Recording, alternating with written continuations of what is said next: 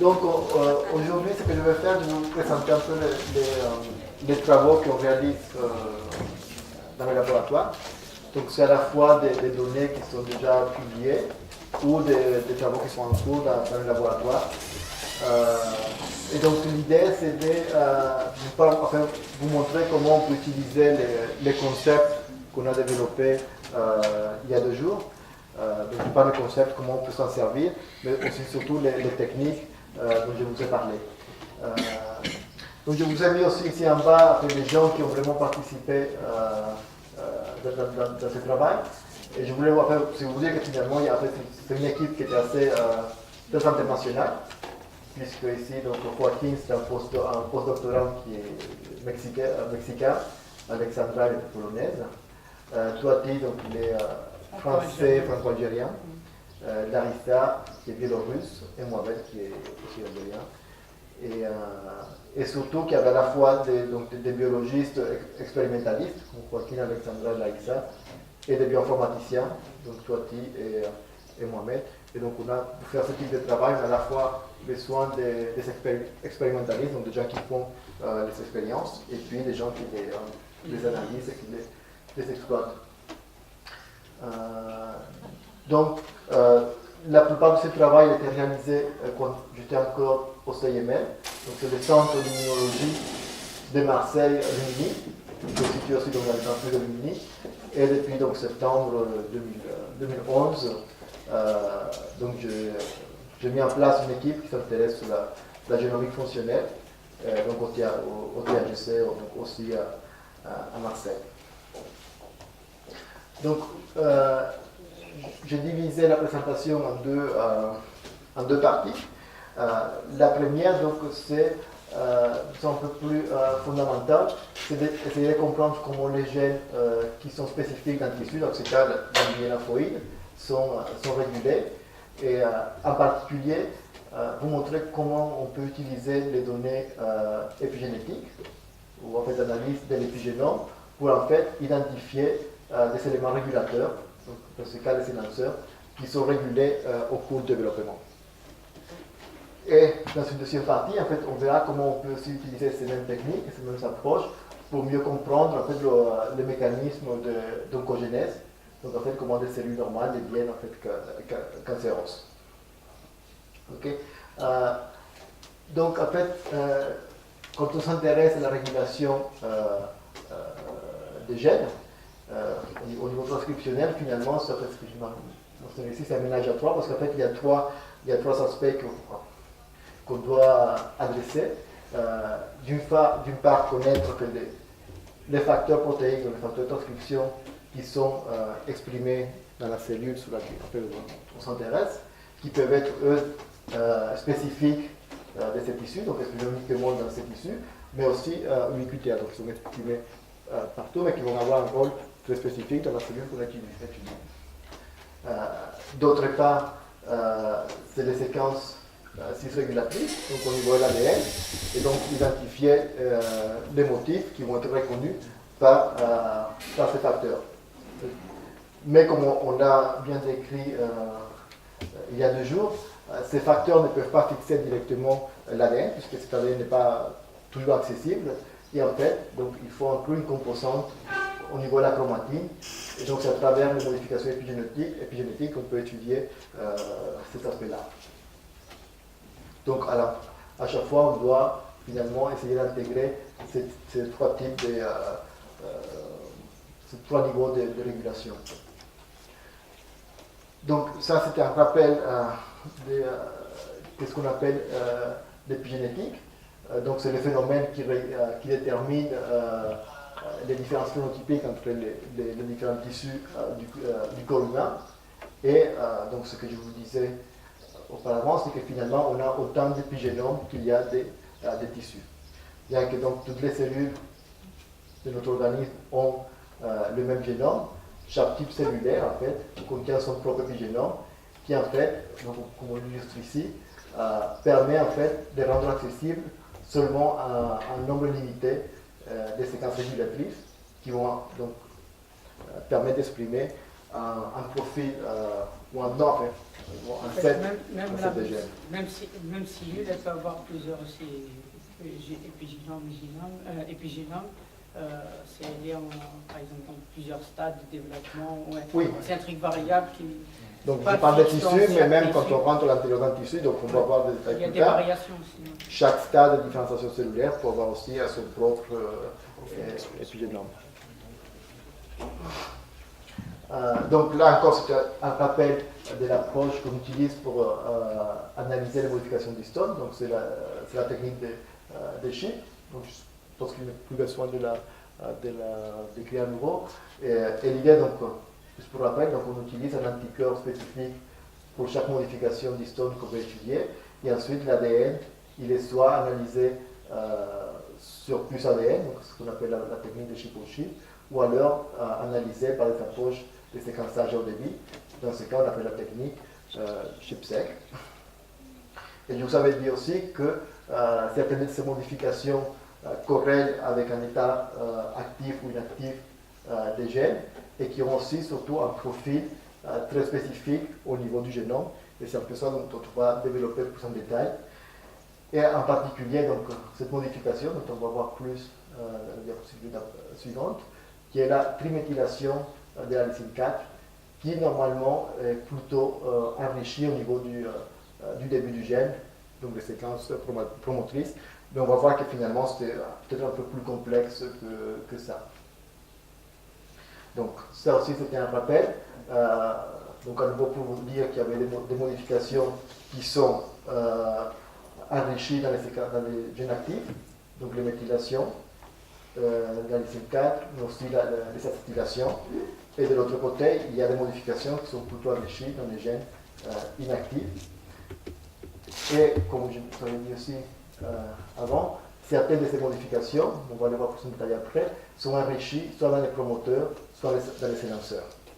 Et donc, l'intérêt finalement de cette approche, c'est qu'en regardant la présence de l'enrichissement de ces différentes modifications, on peut en déduire ou localiser plus facilement certaines séquences régulatives qui seraient beaucoup plus difficiles à trouver en analysant directement, uniquement l'ADN génomique. Et donc, vous savez aussi, il y a plusieurs types d'éléments cis-régulateurs qui permettent en fait une régulation complexe des gènes, donc notamment les promoteurs, les silenceurs, les sensulateurs et les sénanceurs. Et nous, dans le laboratoire, on s'intéresse donc particulièrement aux sénanceurs et à essayer de les identifier tout au long du génome.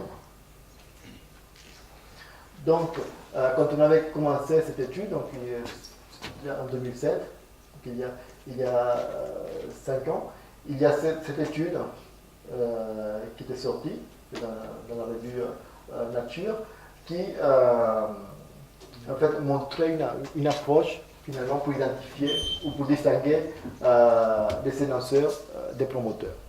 Et ce qu'il proposait dans cette étude, c'est qu'en fait, si on regardait les différents niveaux de méthylation de la lysine 4, donc je vous avais dit que la lysine 4 peut être monométhylée, diméthylée ou triméthylée, et bien ces différentes modifications sont enrichies de façon différente, que ce soit un énonceur ou un promoteur.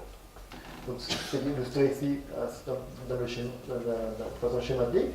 Les promoteurs sont surtout enrichis en triméthylation, alors que les énonceurs sont plutôt enrichis en monométhylation de la lysine 4. Et donc ça permettait d'avoir une stratégie relativement simple pour identifier les énonceurs et les distinguer des promoteurs. Donc le problème avec ça, et donc on va aller voir un peu plus loin, c'est que ça crée dans la littérature une espèce de dogme. Où les gens ils sont finalement cru que c'était vraiment quelque chose de noir et blanc, et que chaque fois qu'on avait de la monométhylation, qu'on trouvait la monométhylation quelque part dans le génome, c'était un élément régulateur distinct, donc un énonceur, et chaque fois qu'on voyait de la triméthylation, c'était uniquement un promoteur. Mais on verra par la suite qu'on s'est aperçu que c'est un peu plus compliqué que ça.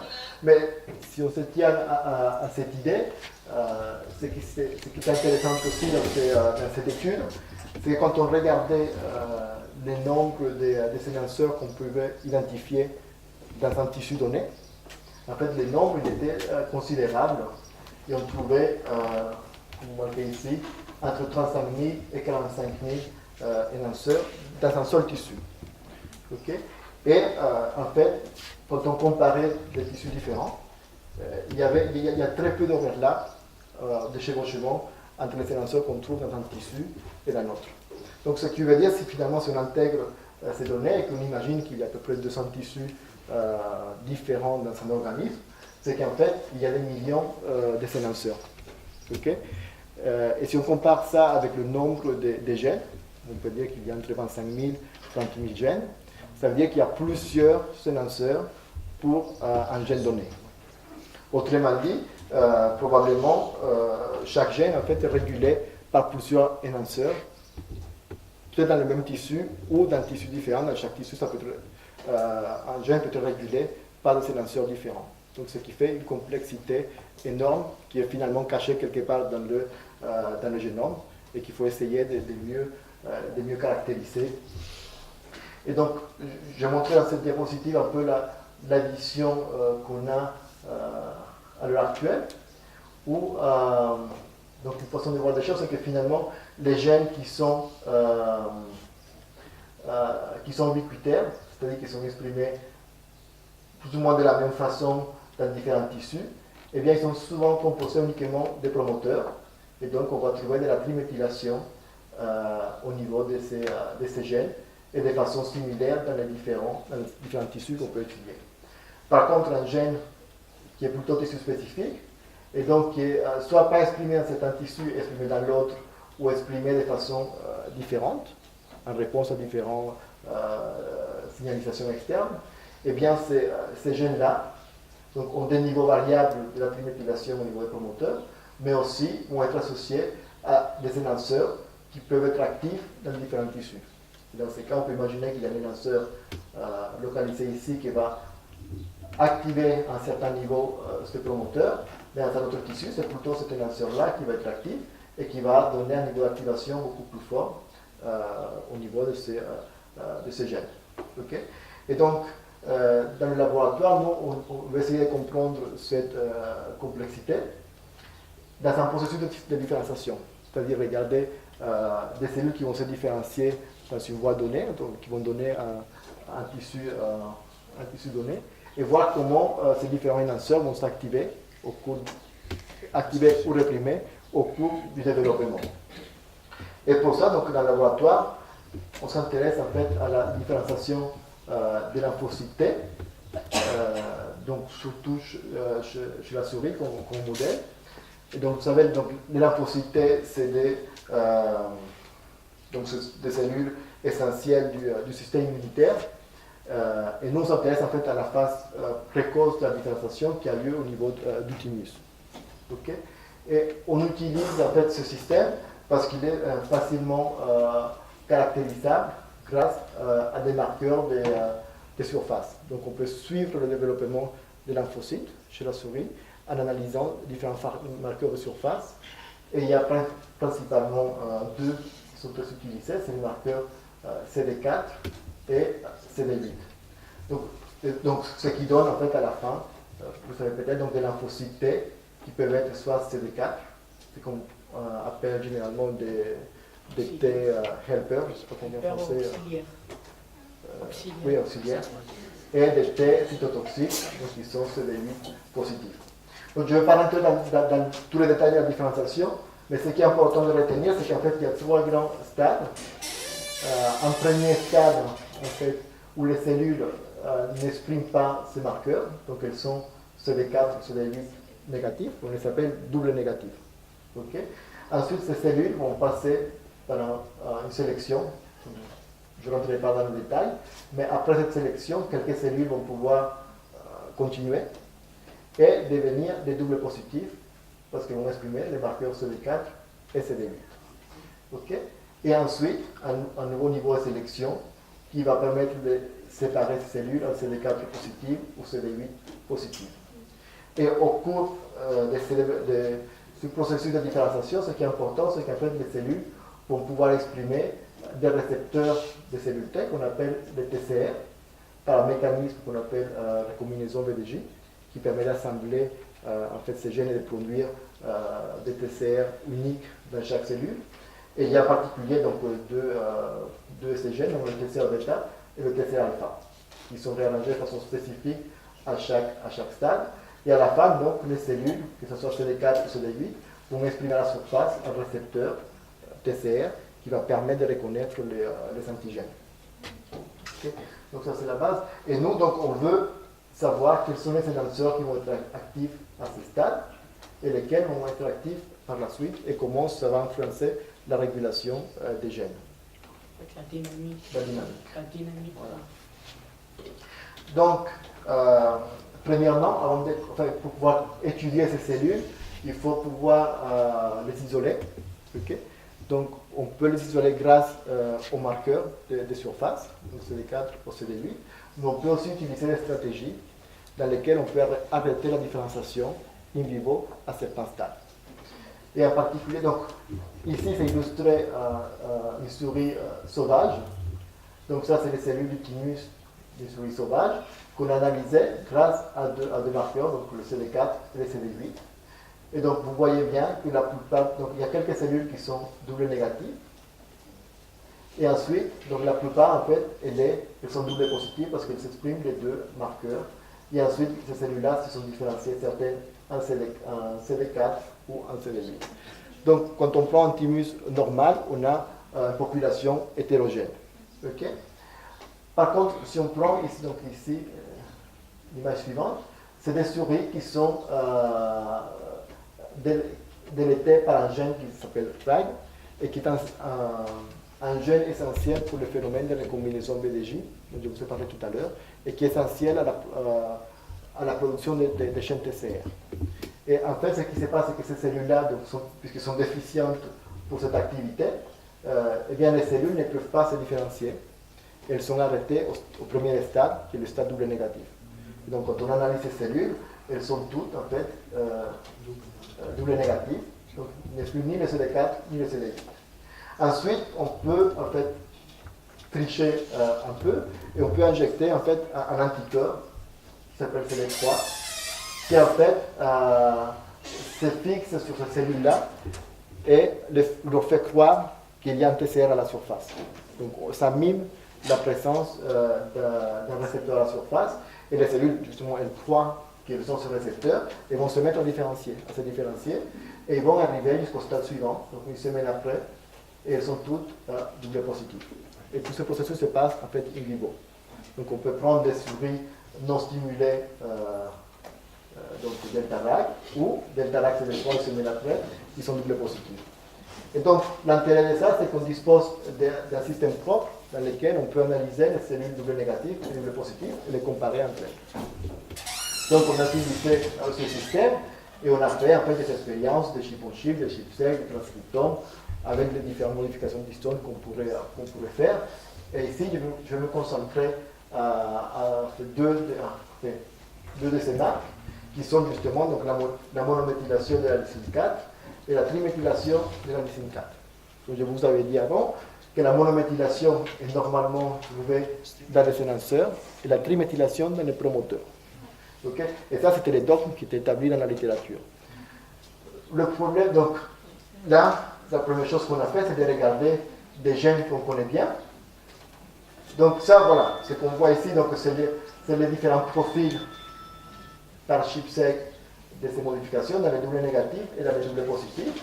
Et donc chaque fois qu'on a un signal, eh bien, ça veut dire qu'il y a la présence de cette modification. Okay.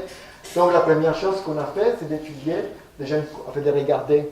Donc ça a été fait avec l'outil qui nous a montré Mohamed hier, donc c'est l'outil IGB, ou IGB, qui permet de visualiser ces profils tout au long du génome. Donc on a passé beaucoup de temps à les regarder. Et donc quand on regarde ces gènes-là, c'est des 8, donc en fait il y en a 2. Donc on sait que dans les doubles négatifs, ces gènes-là ne sont pas du tout fortement au stade double positif. Donc quand on regarde la triméthylation, effectivement on voit que dans les doubles négatifs, il n'y en a pas du tout, surtout dans la région promotrice, donc au début du gène, ici ou ici. Par contre, en double positif, eh bien, il y a un très fort enrichissement dans les promoteurs de ces gènes, mais pas uniquement, et donc on va voir ça un peu après. Par contre, quand on regarde la monométhylation, où normalement devrait se trouver dans les sénanceurs, eh bien, on voit déjà qu'il y a un peu de signal avant que le gène soit actif, et quand le gène est actif, en fait, on voit de la monométhylation presque partout. Donc on pourrait dire qu'il y a peut-être des sénanceurs partout. Mais donc ce qui était caractéristique de ce gène, c'est qu'on connaissait la position des sénanceurs, parce qu'il y avait des études qui avaient été faites précédemment. Donc on l'utilisait comme un modèle. Et donc ça, c'est la position des sénanceurs.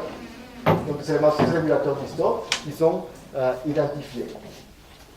Eh bien, ce que vous voyez, c'est que finalement, ce qu'on avait vu dans la littérature, ce n'était pas tout à fait exact, pour deux raisons. D'une part, on trouve aussi de la triméthylation dans ces sénanceurs, même dans les régions où il n'y a pas du tout de gènes, donc ça ne peut pas être un promoteur, c'est vraiment les sénanceurs. Et d'autre part, eh bien, on trouve aussi de la monométhylation, mais la monométhylation dans l'état actif n'est pas vraiment confinée à ces sénanceurs, mais on la voit partout. Par contre, quand on regarde dans l'état précédent, on voit un peu du signal monométhyle qui est présent dans les sénanceurs qui ne sont pas encore actifs, mais qui vont le devenir après. Donc voilà, donc ça c'était les dogmes, monométhylation dans les sénanceurs et triméthylation dans les promoteurs. Et nous, en fait, on trouvait finalement que ce n'était pas tout à fait exact. Et ce qui était intéressant, c'est qu'en fait, on avait un moyen de distinguer finalement entre des sénanceurs qui sont en état de pause, donc qui ne sont pas encore actifs mais qui vont le devenir, puisqu'on voit de la monométhylation dans ces sénanceurs, et donc mais pas de la triméthylation, donc on peut dire ça c'est des sénanceurs, mais en fait ils ne sont pas encore actifs. Par contre, quand ils deviennent vraiment actifs, on va trouver à la fois de la monométhylation, mais surtout de la triméthylation dans ces régions-là. Donc c'est intéressant parce que bon, c'est là un peu contre le dogme, mais ça nous donne aussi un moyen, pas uniquement d'identifier les sénanceurs, mais de les identifier quand ils sont actifs. Donc ça c'était le cas d'un gène. Donc vous voulez savoir, c'était quelque chose de très général. Donc d'une part, on a regardé d'autres gènes pour lesquels on connaissait des sénanceurs et qui étaient régulés au cours de la différenciation. Donc, il y a 3 exemples que je vous montre, mais en fait, on a regardé des dizaines et à chaque fois, c'est exactement la même chose. Donc, tout en haut, c'est un gène qui s'appelle GATA3 qui est exprimé, lui, dans les 2 stades. Donc, c'est un gène qui est toujours actif et qui contient un lanceur qui est en fait assez loin. Il y a 250 kilobases par rapport au début du gène, un nombre très distinct. Et dans ce cas, bien, on trouve à la fois de la monométhylation et de la triméthylation dans les 2 stades et à des niveaux similaires. C'est normal parce que le lanceur est actif dans les 2 stades. Ensuite, on a un gène, donc CD4, qui évidemment, lui, il est activé dans le stade double positif. Et ce qu'on voit dans ce cas-là, c'est que le niveau de la monométhylation, il est similaire au niveau de l'élanceur. Par contre, c'est le niveau de triméthylation qui augmente et qui correspond à l'activation du gène. Et on a un cas contraire, donc c'est le récepteur à l'IL7 qui lui est inhibé entre les stades double négatif et double positif. Et dans ce cas, on trouve une monométhylation qui en fait augmente plutôt que diminuer. Par contre, c'est la triméthylation qui disparaît complètement.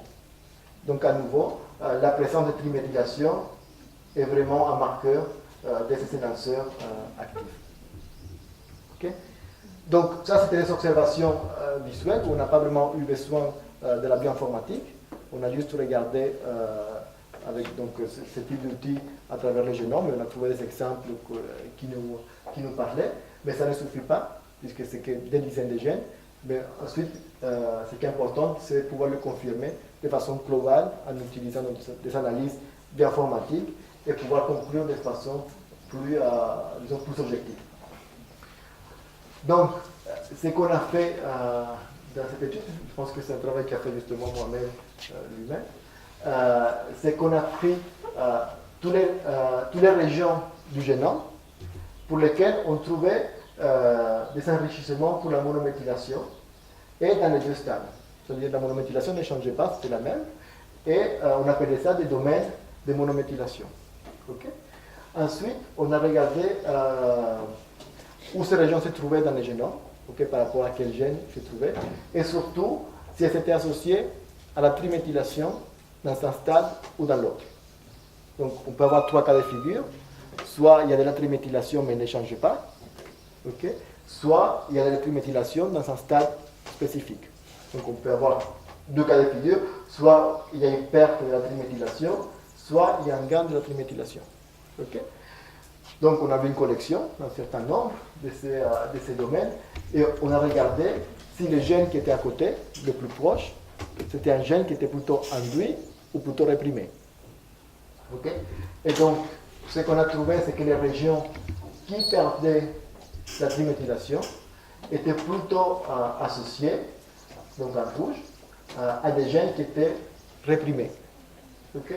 Alors que les régions qui gagnaient de la triméthylation étaient plutôt associées à des gènes qui sont induits. Donc ça correspondait avec notre hypothèse. Quand on perd de la triméthylation dans un énonceur, c'est plutôt associé à un gène qui va être réprimé, alors quand on gagne, c'est plutôt associé à un gène qui va être induit. Bien sûr, ce n'est pas noir et blanc, mais il y a une tendance qui est très significative. Mais ça, c'est tout simplement parce qu'en fait, puisqu'on n'a pas un autre moyen, on fait juste une analyse d'association, c'est-à-dire on pose l'hypothèse que le gène qui est régulé par cet énonceur, c'est le gène qui est le plus proche.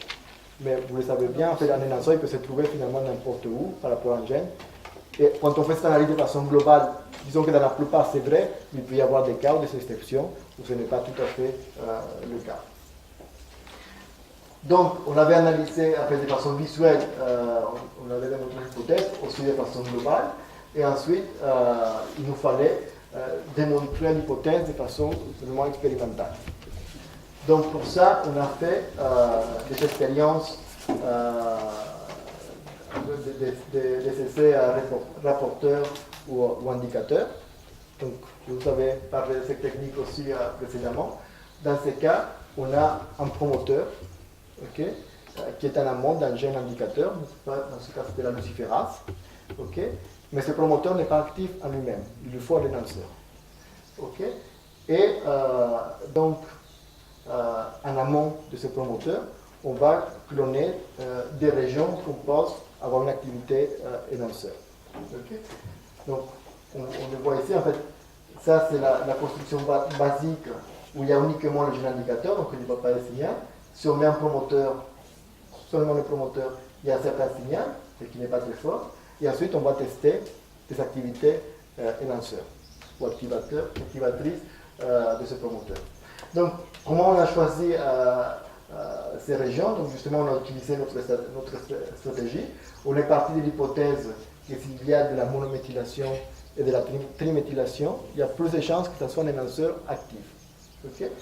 Et donc, on a cloné plusieurs. C'est juste pour associer votre TP à cette partie. Ces constructions, ils peuvent être faites par les mêmes techniques que vous avez faites, c'est celle de couper avec une enzyme de restriction sur des bouts différents régions, et on peut refaire la ligation.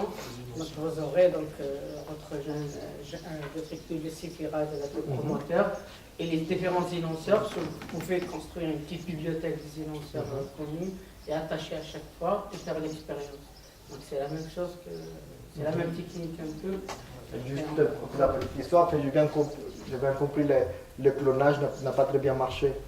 Oui, ça c'est pour... Voilà. Mais nous, justement, c'était exactement la même chose.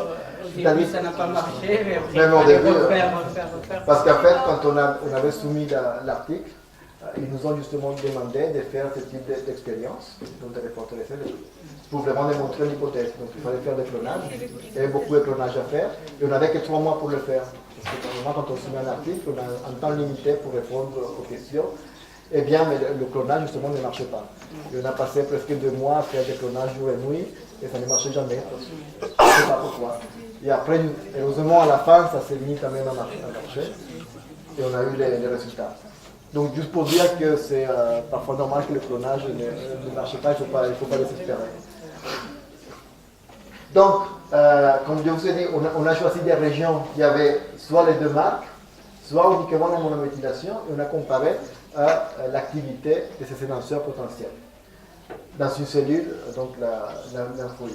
Eh bien, ce qu'on a trouvé, donc on le voit ici, c'est que les régions qui ont ces deux modifications ont plus de chances en fait d'avoir une activité activatrice, donc une activité lanceur, par rapport à des régions, donc ici en rouge, qui ont uniquement monométhylation. Donc ça confirmait notre hypothèse, c'est-à-dire quand il y a les deux, il y a la triméthylation et la monométhylation, eh bien c'est probablement ou très souvent des sénanceurs actifs. Donc ça, c'est une confirmation bioinformatique et ça expérimentale. Parfois, dans l'éducation, ils demandent toujours un peu d'expérimental après la bioinformatique. C'est pas, les gens, ils ont encore peur que ça soit... il y a des faux positifs, des faux négatifs. Oui, voilà. Et donc, ça c'était intéressant parce que finalement, on possède maintenant un moyen pour mieux vraiment caractériser le génome en général, dans un tissu donné, et pouvoir dire, voilà, cette région-là, c'est un élanceur, et il est vraiment actif dans cette cellule. Et donc, c'est surtout intéressant parce que finalement, il y a des projets internationaux où les gens font finalement en routine ces différentes modifications pour tous les différents tissus chez l'homme ou chez la souris, et toutes ces données sont disponibles. Donc, on peut les récupérer. Et pour une cellule donnée sur laquelle, un tissu donné sur lequel on travaille, on peut identifier facilement ces séquences régulatrices. Oui, donc, après, une fois qu'on avait montré ça, c'était intéressant, mais on voulait aussi essayer de comprendre à quoi c'était dû, ou qu'est-ce que ça voulait dire du point de vue mécanistique ou moléculaire. Donc, ce qu'on savait auparavant, c'est qu'en fait, la triméthylation dans les promoteurs, elle est importante pour recruter la polymérase et permettre une initiation de la transcription. Donc ça, c'est des choses qui étaient déjà montrées, qui sont bien acceptées. Et nous, finalement, ils ont poussé ce raisonnement à l'extrême, et on s'est dit, mais finalement, pourquoi ça ne serait pas la même chose au niveau de ces lanceurs? C'est-à-dire que la triméthylation va permettre de recruter la polymérase peut-être d'abord dans les lanceurs, et ensuite, cette polymérase va pouvoir aller dans le promoteur pour l'activer. Avant, tout le monde avait une idée que la polymérase fixe seulement sur le promoteur. Donc là, on a dit qu'il y a la même marque qui ouvre dans les énonceurs. Pourquoi? Est-ce que la polymérase se fixe là-bas? Voilà. C'est quoi? On voulait voir. Oui, une hypothèse. Ouais. Voilà. Donc, on a procédé, on a fait une expérience à nouveau des chips secs, mais cette fois avec la polymérase. Okay? Et voir où la polymérase pouvait se trouver. Donc, à nouveau, je montre le cluster de gènes CD8. Et donc, on a les deux stades, double négatif, double positif. Donc, on voit déjà double négatif, il n'y a pas du tout de signal. C'est normal puisque le gène n'est pas actif. Ensuite, dans le stade double positif, on voit la polymérase donc partout dans le gène, ce qui est normal puisque ce gène-là est tout transcrit. Mais surtout, ce qui est intéressant, c'est qu'on les trouve à nouveau dans les sénanceurs. Okay? Et surtout dans les sénanceurs, dans les régions intergéniques, où il n'y a pas du tout de gènes. Donc, effectivement, la polymérase, elle peut être recrutée au niveau des promoteurs, au niveau des sénanceurs, comme dans les promoteurs. Et puisqu'elle est recrutée dans les sénanceurs, on s'est demandé est-ce que quand même il peut y avoir un peu de transcription dans les sénanceurs. Et en fait, la réponse, c'est oui. Donc, on a fait une expérience de transcription reverse dans laquelle on analyse les ADN secs. Donc, dans les deux stades, double négatif et double positif. Et vous voyez que toutes ces régions-là, donc 1, 2, 3, on avait trouvé la polymérase. Eh bien, c'est des régions qui sont transcrites uniquement dans le stade double positif. Donc, c'était la première fois qu'on trouve qu'une région qui n'est pas un gène qui se transcrit aussi. C'était vraiment surpris. Voilà. Et on l'a démontré par une autre approche fait globale à nouveau. Donc, on a fait du RNA sec, dans lequel on analyse donc, la présence des ARN par séquençage de vie partout dans le génome. Et effectivement, on voit qu'il y a des transcrits qui proviennent du gène, mais aussi des sénanceurs. Donc, ça montrait, en fait, ça allait un peu aussi nouveau contre ENDOP, dans lesquels on pensait auparavant que c'était uniquement les promoteurs qui recrutaient la polymérase et qui activaient la transcription. En fait, c'est un phénomène qui se passe aussi au niveau des sénanceurs, mais de façon peut-être un peu moins importante que les promoteurs. Et ce qu'on pense, c'est qu'en fait, c'est un phénomène initial, c'est-à-dire que c'est d'abord l'énonceur qui s'active, recrute la polymérase, donc l'amène à proximité du gène, et ensuite, par une espèce de loop entre le promoteur et l'énonceur, va amener la polymérase au niveau du gène. Ce qui exprime le phénomène de looping, il sert à quoi? Peut-être. Donc ça, c'est un peu finalement la vision qu'on a maintenant de l'activation de ces énonceurs. Et donc, une façon de voir ces processus, c'est quelque chose finalement en plusieurs étapes. Si on regarde d'abord des précurseurs très lointains, ou d'autres tissus, où ces gènes, ces énonceurs ne vont jamais être actifs, eh bien, on ne voit pas du tout le signal, et les gènes associés sont inactifs. Par contre, dès que la cellule rentre dans une certaine lignée, par exemple, si une cellule qui va devenir un lymphocyte, eh bien, il y a les précurseurs de cette lignée, dont les énonceurs vont commencer à s'ouvrir. Okay? Et dans ce cas, on va trouver uniquement de la monométhylation dans les énonceurs, et probablement il y a déjà des facteurs de transcription qui vont se fixer, mais le rôle, ce n'est pas vraiment d'activer la transcription, mais d'ouvrir les séquences régulatrices. Donc on les appelle des organisateurs des énonceurs. Okay? Donc ils permettent de préassembler les structures régulatrices. Et ensuite, eh bien, la cellule se différencie encore plus loin, où elle reçoit des stimuli externes. Et dans ce cas, il y a d'autres facteurs qui vont s'exprimer, qui eux sont vraiment spécifiques de cette lignée. Et ces facteurs-là vont permettre ensuite de recruter d'autres cofacteurs qui vont modifier aussi les nucléosomes, mais aussi recruter la polymérase. Et on pense en fait, qu'il y a un lien direct entre la présence de la triméthylation et de la polymérase. Donc, c'est un processus en fait en plusieurs étapes qui aboutit à l'activation de ces éléments régulateurs. Voilà. Je ne sais pas si vous avez des questions peut-être ici, et après on passe à l'autre. Donc le mot en bas, short RNA, donc c'est cette région, elle est transcrite. On a trouvé qu'il y a des gènes. En fait, les sénations sont transcrits, mais par des ARN de petite taille, qu'on appelle short RNA, qui sont caractéristiques. On ne sait pas jusqu'à maintenant, il sert à quoi, c'est ça? Mais l'issue, l'aboutissement de ce ARN, c'est-à-dire il sert à quoi? Juste il est transcrit, puis... Jusqu'à maintenant, donc, pas... l'ARN en lui-même, on ne sait pas s'il a un rôle, peut-être qu'on va le découvrir un jour. Mais ce qu'on pense, c'est qu'en fait, ce qu'on sait déjà, c'est que la polymérase, elle a la capacité de aussi ouvrir la chromatine autour d'elle. C'est-à-dire qu'il y a la transcription, et bien les nucléosomes sont c'est que j'ai cru qu'il était relié à l'ARN qui transcrit le gène, puis cette région non codante, elle va être en réalité considérée comme des intrants, donc ils vont être éliminés de l'ARN mature, quoi. Non, pas comme des intrants, parce que là, dans ce cas, on peut être dans des régions... il est transcrit tout seul, voilà, c'est une molécule small. Voilà. Donc, ce qu'on pense encore, c'est que c'est la polymérase, par son activité, qui va en fait ouvrir la chromatine, et justement permettre d'avoir une région plus accessible, plus accessible dans laquelle d'autres facteurs peuvent se fixer. C'est plus mécanique. Donc, voilà, c'est ce qu'on pense. Mais c'est tout un domaine d'études, donc pour l'instant, peut-être qu'on va découvrir un peu plus tard qu'il y a un rôle spécifique pour ces short ARN. Oui, j'ai lu dans j'ai vu qu'il y avait un institut complet qui s'appelle l'Institution Danemark et qui travaille que sur des séquences d'ARN qui ne sont pas des ARN M ou T ou R, mais qui essaient d'identifier leur rôle et leur... Ils avaient même ouvert 10 postes pour doctorat pour les gens qui travaillent dessus. Mais nous, justement, on vient de commencer un projet dans lequel on veut étudier la fonction de ces ARN qu'on appelle ARN non codants. Et donc on sait maintenant qu'il y en a vraiment beaucoup dans le génome. Certains peuvent être des énonceurs, mais certains peuvent aussi avoir d'autres fonctions. Ça, on a vu ça dans le cas de l'effet épigénique. Parce que, c'est-à-dire, on sait que l'effet épigénique, ce n'est pas un effet qui dure, c'est un effet réversible.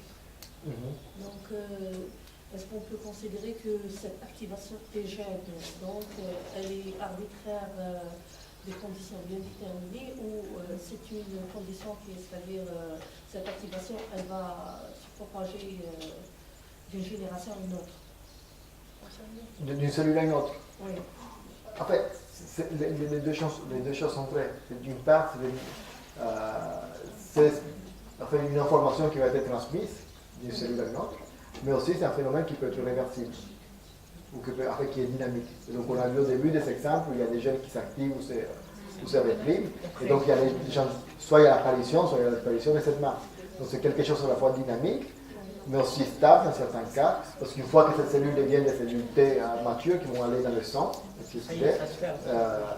ça devient plus ou moins stable. C'est-à-dire qu'en vérité, il y a des enhanceurs, c'est-à-dire qu'il y a une multitude d'enhanceurs qui s'activent suivant les conditions dans Oui, lesquelles elles c'est sont. ça le but déjà. Voilà. Ça, Il peut y avoir des, Ils ne fonctionnent pas tous en même temps. il peut y avoir il y a des cas des gènes qui ont dizaines d'énonceurs, et chaque énonceur est actif dans son tissu donné, ou au cours d'une étape.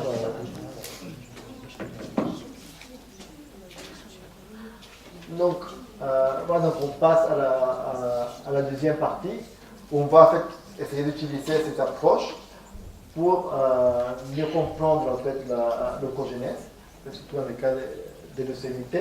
Et surtout, ce que je vais vous montrer, c'est comment on a parlé précédemment des réseaux de régulation, donc le fait qu'il y a donc, tu as un premier facteur qui est exprimé, qui va réguler un autre facteur, et ensuite ce facteur va réguler d'autres gènes. Ce qu'on appelle un réseau de régulation, qui est important donc, pour le processus de développement de différenciation d'une cellule. Et ce que je vais essayer de vous montrer maintenant, c'est que finalement, en fait, dans le cas de certaines leucémies, ce réseau de régulation en fait, est perturbé par l'expression d'un facteur de transcription externe qui va en fait influencer ce processus. Okay. Donc c'est le cas de l'oncogène TLX3 que je vais vous détailler plus tard. Donc avant de rentrer dans les détails de notre étude, je voulais montrer cette diapositive qu'on a publiée dans une revue où l'idée c'est d'illustrer différentes façons dans lesquelles l'épigénétique, l'épigénome, peut être affecté dans des cellules cancéreuses. Donc à chaque fois, c'est des exemples au niveau des leucémies. Okay. Et donc ici, il y a l'événement génétique qui a eu lieu dans ces cellules et qui induit la leucémie. Et dans les trois cas, en fait, c'est des fusions, des altérations génétiques qui vont affecter l'épigénome de la cellule. Donc dans ce cas, le premier ici, c'est donc une fusion entre un facteur de transcription et une protéine MLL qui est en fait une histone méthyltransférase. Donc c'est une enzyme qui normalement a son rôle dans la méthylation des histones et qui a, via la fusion avec ces facteurs de transcription, eh bien, elle va être recrutée dans des gènes où elle ne devrait pas l'être. Okay. Donc, finalement, donc ces protéines de fusion, en fait, c'est un peu plus compliqué parce qu'elle va recruter d'autres complexes qui sont appliqués dans ce mécanisme. Et donc, en fait, elle va recruter une autre enzyme qui s'appelle DOT1, qui elle est aussi une histone méthyltransférase, mais voilà, qui méthyle cette modification ici, qui en fait, c'est une autre marque, une autre modification d'histone qui est liée à l'activation des gènes. Okay. Donc, c'est la conséquence, c'est l'activation. Et puisque ce gène-là, AF4, il est recruté au niveau des gènes du cluster OXA, donc c'est des gènes qui sont impliqués dans le développement précoce de l'organisme, okay, et qui ne devraient pas être exprimés chez l'adulte. Et bien, dans ces cas-là, ces cellules qui ont eu cette translocation vont réexprimer à nouveau les gènes OXA qui vont en fait perturber le processus normal de la cellule. Et elle devient cancéreuse. Donc à chaque fois, je ne vais pas rentrer dans les détails, mais c'est toujours plus ou moins le même principe. Il y a une fusion entre un gène, souvent un facteur de transcription, et une protéine qui a un rôle dans la chromatine. Et du coup, cette enzyme elle est recrutée de façon anormale dans la cellule et ça contribue toujours à une dérégulation d'un certain nombre de gènes. Donc ça c'est le cas où il y a en fait plutôt des fusions des gènes différents. Il y a aussi, donc, l'autre possibilité c'est qu'en fait il y a des translocations qui induisent en fait une surexpression des facteurs de transcription. Donc dans ces cas c'est plutôt donc un facteur de transcription qui n'est pas normalement n'est pas exprimé dans une cellule. Donc il va transloquer par une opération génétique et il va être sous le contrôle d'une séquence régulatrice, et c'est souvent des sénanceurs, qui vont faire que ce facteur de transcription va s'exprimer de façon anormale dans cette cellule, Donc, alors qu'il ne devrait pas. C'est un gène qui sort de sa place. Voilà, à il un passe autre un chromosome, endroit, un un chromosome autre donné à notre endroit, chromosome. où il va se retrouver devant quelque chose qui est actif, alors qu'il ne devait pas lui être exprimé carrément dans ce tissu. Il va se retrouver à être exprimé. Ouais. Et c'est dans ces cas justement où les des trucs comme ça. et c'est dans ces cas où les réseaux de régulation transcriptionnelle vont être perturbés. Et en fait, ce qui est intéressant, c'est que justement, c'est dans beaucoup de cas, donc surtout dans les leucémies, mais aussi d'autres types de cancers, donc c'est souvent des facteurs de transcription qui sont exprimés de façon ectopique, donc de façon anormale. Et nous, on s'intéresse donc à un facteur en particulier qui est ici, qui s'appelle OX11, mais maintenant on l'appelle TLX. Donc il a changé de nom, mais donc c'est un oncogène qui est souvent impliqué ou retrouvé dans les leucémies. Okay. Et donc ce qui est intéressant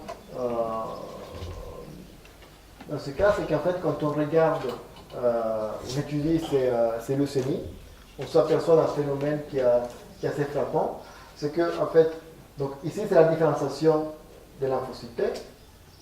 Donc chez l'homme, c'est un peu différent de ce que je vous ai montré tout à l'heure chez la souris, mais on ne va pas rentrer dans les détails, c'est uniquement de dire qu'il y a plusieurs étapes qui aboutissent aux cellules différentielles, CD8 et CD4. Et quand on regarde les leucémies chez les patients, on s'aperçoit que ces leucémies, c'est comme si la différenciation s'était arrêtée à un moment donné. Okay. Donc il y a des cellules qui sont arrêtées à stade très précoce et qui, par exemple, n'expriment pas les marqueurs CD4 ou CD8. Et c'est pour ça qu'on sait qu'il y a eu un arrêt de la différenciation ou qui n'expriment pas les récepteurs TCR. Donc on sait que c'est des marqueurs très importants des cellules matures. Et comme ça, donc, en analysant en détail ces cellules, on s'aperçoit qu'en fait, on peut retrouver des leucémies dont la différenciation s'est arrêtée à différents stades de la différenciation normale. Okay. Mais dans ce cas-là, enfin, elle s'arrête de différencier, mais par contre, elle prolifère. Parce que la cellule, il faut qu'elle fasse quelque chose. Si elle ne peut pas différencier, eh bien elle va probablement proliférer. Donc ça, c'est quelque chose de très frappant, mais la deuxième chose qui est très frappante, c'est que quand on regarde l'oncogène qui est impliqué, okay, donc quel est le gène qui est exprimé de façon anormale, ou qui a eu un phénomène de translocation, eh bien c'est souvent, même très souvent, des facteurs de transcription. Okay. Et c'est les exemples qu'on a mis ici. Okay. Donc tout ça, c'est des facteurs de transcription. Et en général, quand on trouve ces facteurs de transcription exprimés dans ces leucémies, c'est un même type de leucémie. Donc, par exemple, quand il y a l'expression de son oncogène TLX, donc il y en a deux, TLX1 ou TLX3, eh bien c'est toujours ce qu'on appelle un arrêt au stade cortical précoce, donc vraiment à ce stade de différenciation. Comme si en fait l'expression de ces facteurs de transcription finalement induit un blocage de différenciation, okay, parce que justement ça interfère dans le réseau de régulation à ce stade donné, et la cellule donc, devient une cellule leucémique. Okay. Donc ça c'est des choses qu'on connaissait très bien quand on a commencé le projet, mais on voulait savoir comment ça s'est passé au niveau moléculaire, comment ces facteurs de transcription vraiment interfèrent avec la régulation normale. Donc la question conceptuelle qu'on essayait de poser derrière, c'est qu'en général ces facteurs, donc TLX1 ou TLX3 par exemple, ils ont un rôle dans le développement du système nerveux ou de certains organes, mais pas du tout dans le système hématopoïétique, dans les cellules sanguines. Donc c'est des facteurs qui ne sont jamais exprimés dans cette lignée, néanmoins quand ils s'expriment de façon anormale, ils ont un effet. Donc comment ça peut se passer si c'est des facteurs qui normalement n'ont pas les partenaires adéquats qui c'est ça la définition du mot qu'il a cité, ectopique, c'est-à-dire qu'il s'exprime hors de son contexte. Par exemple, TLX3, d'habitude, il est exprimé dans les neurones, dans la division cellulaire, par exemple, dans les embryogénèses. Et là, il est exprimé dans un autre contexte carrément. Donc, il se retrouve dans un environnement nouveau. Et donc ça, c'est donc un travail qu'on fait en collaboration avec l'hôpital Necker à Paris. Donc c'est vraiment les spécialistes de leucémie. Donc oui, ça c'est un peu ce que je vous avais dit auparavant. Donc TLX3 ou TLX1, c'est deux oncogènes qu'on appelle aussi OX11 ou OX11L2. Ils ont un rôle important dans la biogenèse et dans le développement de certains organes ou dans le système neuronal. Et normalement, quand on délète ces gènes, eh bien, il y a des phénomènes plutôt de développement qui se produisent, mais il n'y a pas de leucémie. Et souvent, ces facteurs, dans les leucémies de lymphocytes T, ces gènes-là se retrouvent transloqués à côté des gènes qui sont eux exprimés normalement dans les lymphocytes T. Donc, c'est le cas de BCL11 pour TLX3 ou de TCR dans le cas de TLX1. Et en général, donc, ces gènes-là sont sous le contrôle des sénanceurs de ces gènes. Donc, ça c'est l'incidence au niveau des leucémies. Il y en a un qui est plus favorable que l'autre, mais en général, ils sont tous les deux pas très favorables. Et donc, ce que nous, on voulait faire, c'est essayer de comprendre au niveau plus moléculaire et développer un modèle expérimental. Donc, tout d'abord, il y a eu une première étude qui a été faite vraiment au niveau des leucémies chez l'homme, donc avec des patients. Et en fait, donc c'est parti d'une première observation. La première, c'est qu'en fait, dans les leucémies, donc des patients, donc on appelle TALL, donc T-acute lymphoblastic leukemia. Okay. Dans ces leucémies, en fait, il n'y a pas du tout de réarrangement du TCR, un des TCR. Donc il y a dans les deux TCR bêta et TCR alpha. Donc TCR alpha, c'est le deuxième.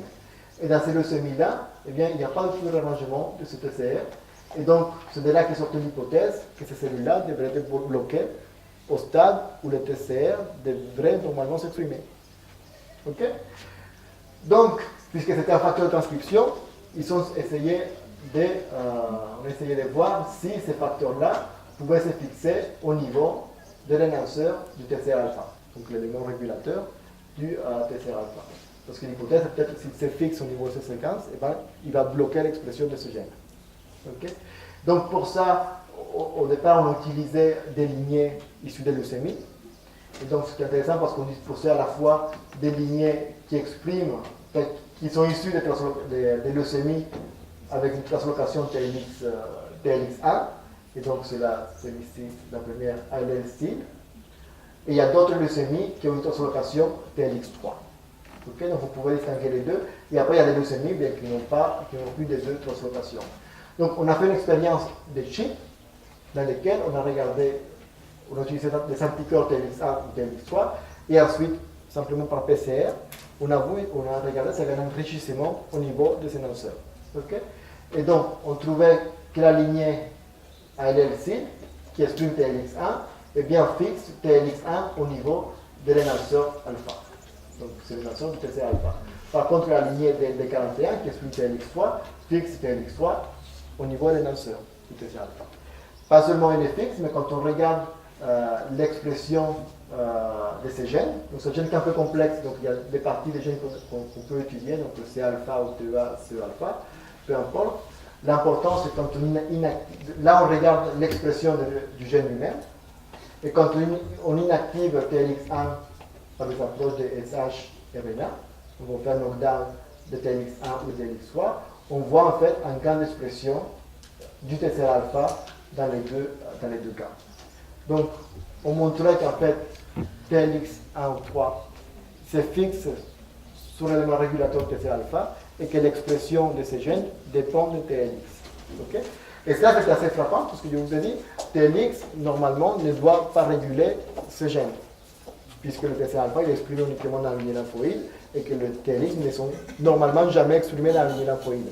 Okay? Donc il n'y a aucune raison que ce facteur-là aille reconnaître une séquence régulatrice d'un gène qui ne doit jamais réguler. Donc on s'est posé l'hypothèse, est-ce que ça ne serait pas via un autre facteur qui est lui spécifique de lymphocyte T. Et donc il y a beaucoup d'études qui ont été faites, où on est tombé en fait sur un autre facteur qui s'appelle ETS1. Donc c'est un autre facteur de transcription qui est souvent aussi impliqué dans dans l'oncogenèse, et qui est lui lymphoïde spécifique de lymphocyte T. Et donc ce qu'on a montré d'une part, c'est que ETS1 il s'est fixé aussi dans les lanceurs, mais dans ce cas il se fixe toujours, qu'il y ait TLX1, TLX3 ou qu'il y ait aucun des deux, donc il y a d'autres types de leucémie, donc il est toujours fixé sur les lanceurs. Et si on élimine ETS1 par une expérience de knockdown, donc on fait maintenant un knockdown avec ETS1, et on analyse la fixation de TLX ou de ETS1. Toujours au niveau des lanceurs alpha, ce qu'on voit, c'est qu'en fait les deux sont perdus, à la fois TLX en noir et ETS1. C'est-à-dire que la fixation de TLX dépend de la fixation de ETS1 pour pouvoir lui se fixer. Donc il ne se fixe pas tout seul, il dépend d'un facteur qui est spécifique. Okay? Donc ça nous amène en fait finalement à l'hypothèse, c'est qu'au moins dans ce cas-là, la régulation transcriptionnelle, en fait, le réseau de régulation il est perturbé par l'interaction entre un facteur qui est ectopique, mais qui est recruté par des facteurs qui sont eux lymphoïdes spécifiques. Okay? Donc ça c'était donc une étude qu'on a déjà publiée, mais où on a fait l'analyse uniquement d'un gène. Okay? Et ce qu'on voulait savoir, c'est est-ce que c'est quelque chose de vraiment général dans cette cellule, est-ce que tous les réseaux de régulation est perturbé. Et donc c'est pour ça qu'on a d'abord développé un modèle de souris pour pouvoir mieux étudier et faire des analyses à grande échelle. Donc on est parti de la souris dans laquelle en fait on prend des thymocytes et on va en quelque sorte mimer une leucémie. On va induire une leucémie dans ces cellules. Donc on prend les thymocytes, le précurseur, et on va infecter ces cellules par des particules rétrovirales qui expriment soit la GFP, donc juste comme un marqueur de couleur pour les suivre, soit la GFP couplée à l'oncogène TLX3. Donc on va exprimer de façon normale TLX3 dans ces cellules et on va voir qu'est-ce qui se passe. Donc on a en fait le savoir-faire dans le laboratoire pour pouvoir cultiver ces cellules, qui sont les cellules primaires, de les cultiver au laboratoire et les permettre de se différencier normalement. Juste là, pour qu'ils associent à chaque fois pour le workshop la partie atelier. Donc, par exemple, si vous voulez étudier l'effet d'un gène sur une bactérie, vous pouvez prendre la bactérie infectée par un plasmide vide et un plasmide qui contient un gène que vous voulez voir l'effet sur cette bactérie.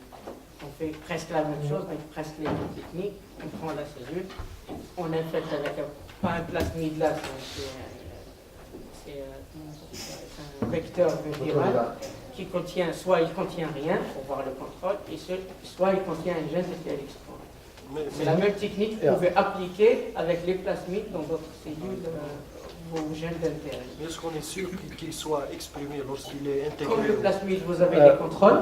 Aussi, on a des contrôles. La TLX3, si vous regardez, il y a la GFP qui est associée à côté. Donc, c'est la cellule, elle exprime une couleur verte. Donc, vous êtes sûr que le gène TLX3 il a été exprimé. Donc, on regarde en fait uniquement les cellules qui sont vertes et on voit qu'est-ce qui se passe dans ces cellules. C'est juste pour associer avec les ateliers, une technique sont un peu modifiée par les rétroviraux. Donc en haut, c'est ce qui se passe dans un cas normal. Donc en fait, je reprends, on prend les cellules primaires, double négatives, on infecte avec le marqueur donc, que j'ai fait, et ensuite on suit la différenciation grâce toujours aux deux marqueurs, donc CD4 et CD8, qui nous permettent de voir l'état de différenciation. Donc ce qu'on voit, c'est que très vite, déjà au jour 4, donc c'est dès secondaire, déjà au jour 4, on voit que ces cellules sont presque toutes double positives, alors qu'avant elles étaient double négatives. Okay? Donc elles se sont vraiment différenciées en 4 jours, c'était attendu. Elles continuent un peu se différencier en simple positive, et après à la fin, en fait, parce que le système n'est pas adapté, parce que ce n'est pas un vrai organe, les cellules finissent par mourir okay? Au bout d'un mois. Okay? Donc ça c'est le cas normal. Par contre, qu'est-ce qui se passe quand on met TLX3? C'est que d'une part, en fait, au début, on voit très peu de cellules qui sont GFP positives. Parce que là, on regarde à chaque fois, c'est les cellules qui sont GFP, qui sont vertes. Okay? Donc, au début, on voit très peu de cellules. On ne voit pas vraiment beaucoup de doubles positifs. Mais plus on les laisse en culture, plus on voit qu'en fait, les cellules s'accumulent. Donc, il y en a beaucoup qui prolifèrent après. Et en fait, elles sont toutes double négatives. Donc, la différenciation, en fait, elle est bloquée juste par l'expression d'un facteur de transcription. Et ça ressemble vraiment à ce qui se passe au niveau de la leucémie. Quand ce facteur-là est exprimé, les cellules sont bloquées vraiment au même stade. Okay? Donc, comme ça, on avait un modèle chez la souris de ce qui se passe dans la leucémie dans le cas de l'expression de cet oncogène. Donc, ce qui est intéressant, c'est que ces cellules vraiment prolifèrent vraiment beaucoup. Donc, on peut en avoir vraiment des tonnes, si on veut. Et donc, elles vont servir des bases pour notre étude pangénomique. Donc, on a commencé évidemment par faire du chip avec TLX, un anticorps anti-TLX3. On a validé sur cet énonceur alpha, donc on l'avait trouvé chez l'homme. Et en fait, chez la souris, c'est la même chose. Quand TLX3 est exprimé, il y a un signal très fort au niveau de l'énonceur. Et ensuite, donc, on a pris ce matériel, donc le chip du TLX3, pour faire du séquençage de vie, donc du chip sec. Okay? Et donc, la bonne surprise pour nous, c'est qu'on arrivait à reproduire à trouver ce qu'on attendait. Donc ça, c'est le locus où les gènes TCR-alpha. Donc c'est un gène qui est très long, très grand, très complexe. Donc je ne rentre pas dans les détails. Ce qui est intéressant pour nous, c'est qu'en fait, l'énonceur, il se trouve là. Et que c'est effectivement là où on trouve un signal fort pour TLX3. Okay? Donc effectivement, quand on regarde au niveau du génome, TLX3 se fixe de façon très spécifique au niveau de cet énonceur. Donc ce qu'on avait trouvé, de ce qu'ils ont trouvé voilà, avant aussi. Ce qu'on avait trouvé chez l'homme avec l'énonceur alpha, c'était vrai, aussi chez la souris et avec notre modèle.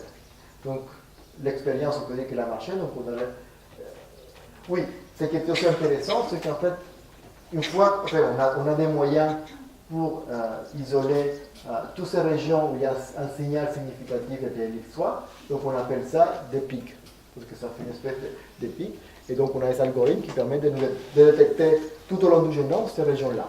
Okay?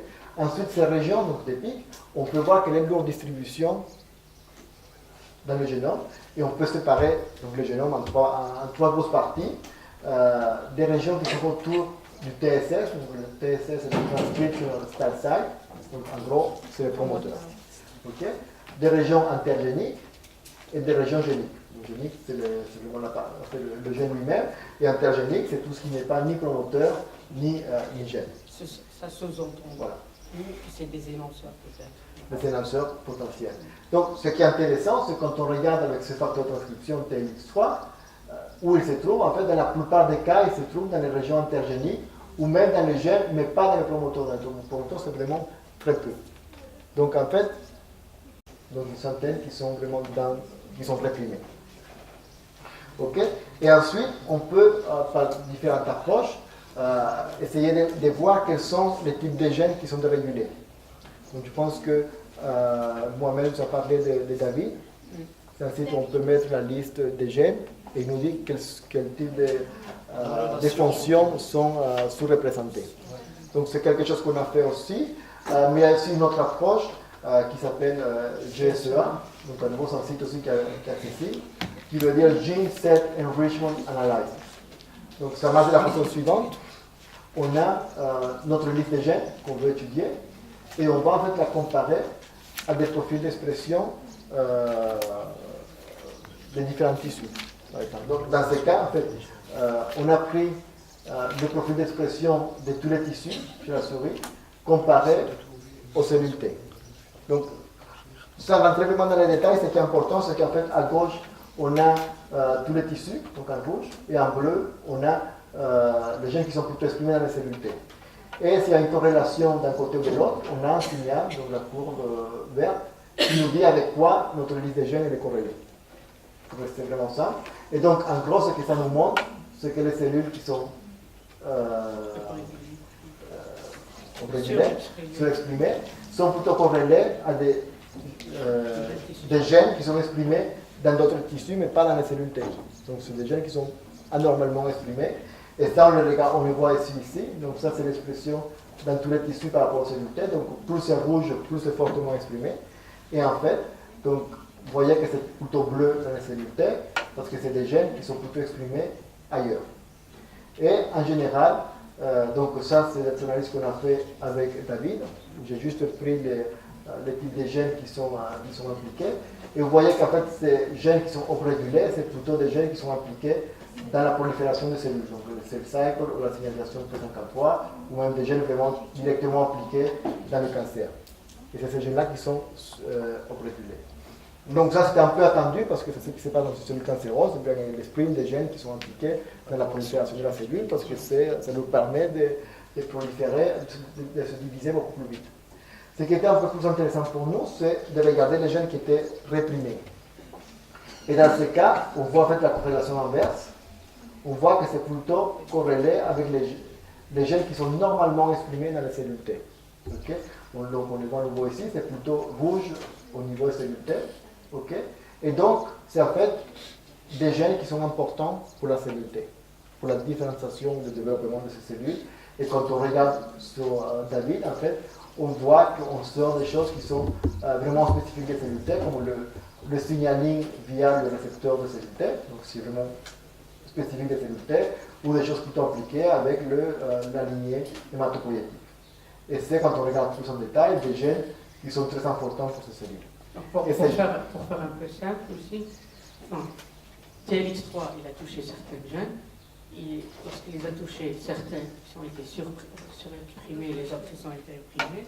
Si vous prenez cette liste, par exemple, vous la mettez dans David, c'est-à-dire surexprimée, vous trouvez que donc celles qui sont supprimées, c'est automatique, on retrouve la division cellulaire parce que c'est le cancer, donc c'est ce qu'on a trouvé.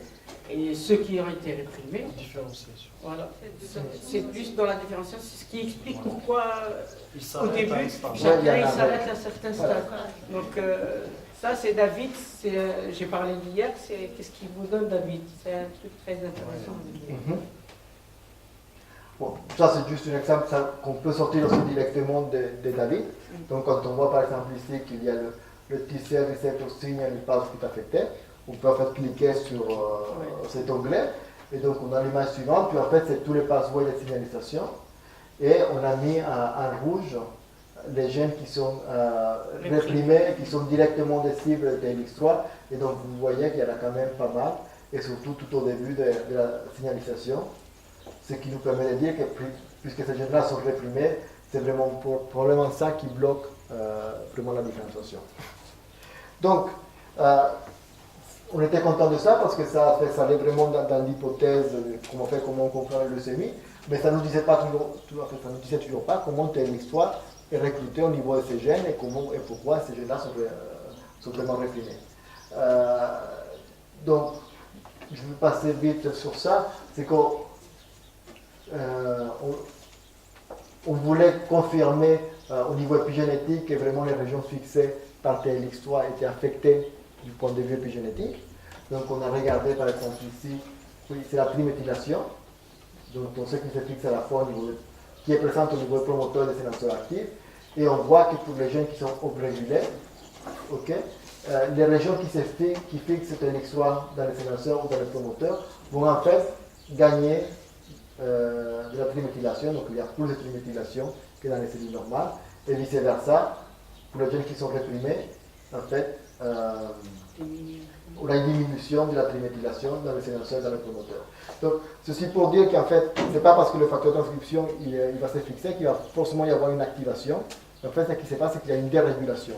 Il y a certains gènes qui vont s'activer et d'autres qui vont se réprimer. Parce que c'est... Avec le même facteur de transcription, voilà. on peut avoir deux phénomènes. De phénomènes selon le contexte dans lequel il va se trouver. Donc, ce qu'on voulait savoir, c'est finalement, puisqu'on avait l'hypothèse au départ que finalement, c'est peut-être que c'est pas TLX3 qui se fixe tout seul, on essayait de voir est-ce qu'il n'y aurait pas d'autres partenaires qui pouvaient en fait recruter TLX3. Donc pour ça, on peut faire une analyse, c'est moi-même qui l'a fait, dans lesquelles on récupère donc, toutes ces régions qu'on appelle des pics, des régions où TLX3 se fixe, on récupère la séquence et on essaye de trouver quels sont les motifs qui sont enrichis. Donc, je vous rappelle là, que c'est l'outil que je vous ai montré ici. Je vous ai dit si on a les coordonnées chromosome et début fin, on peut récupérer la séquence. Donc, moi j'avais toutes les coordonnées des pics où TLX3 il existe. Donc, je suis allé sur SCSI, j'ai récupéré toutes les séquences où TLX3 il est présent. Et avec le deuxième outil que je vous ai montré, même, Si on lui donne plein de séquences, il va nous dire dans toutes ces séquences, c'est quoi le mot ou le motif qui se répète le plus. Voilà. Donc c'est ça le résultat. Après l'utilisation, Voilà. c'est des outils. Donc, on Donc, pourra le faire après en c'est TD que- en détail. Ce qui est très intéressant pour nous, c'est qu'en fait, le motif qui est reconnu par TLX3, il est connu, c'est un motif précis, ok. Mais quand on faisait cette analyse, on ne retrouvait pas le motif TLX3. Par contre, on trouvait deux autres motifs, donc Hertz et Rance.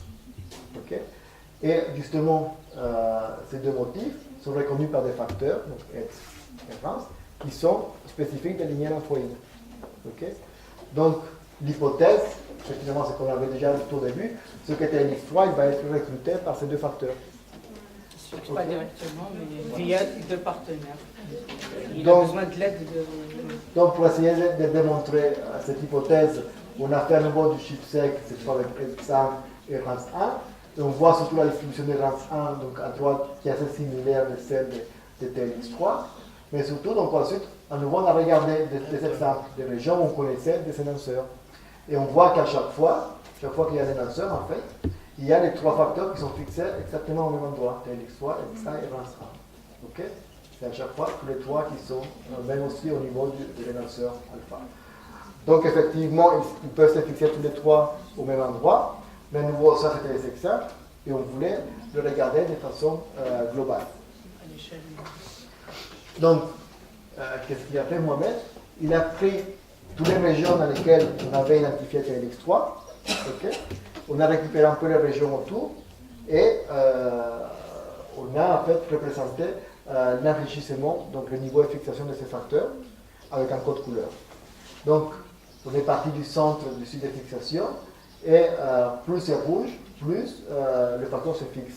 ok. Et chaque ligne, en fait, représente une région. Donc, on peut en fait les classer, les mettre l'une après l'autre. Donc, on a toutes les régions sous lesquelles TLX3 peut se fixer. ok. Et ensuite, on s'est posé la question, est-ce que ces régions-là sont fixées ou pas par les autres facteurs. ok.